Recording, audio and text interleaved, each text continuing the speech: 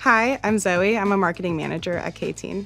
My hair type is wavy, medium density, medium thickness. On a scale from 1 to 5, I'm about a 3 on how often I damage my hair. I am constantly doing a lot with my hair. I'm either blow drying it, or since I live in San Diego, I'm at the beach, in the sun, or in the salt water.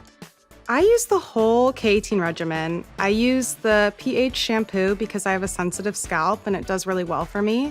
I follow that up with the mask, which I love because it makes my hair super smooth and super healthy. And then after that, I always blow dry, so I'll use the oil before and after to prep my hair and tame frizz.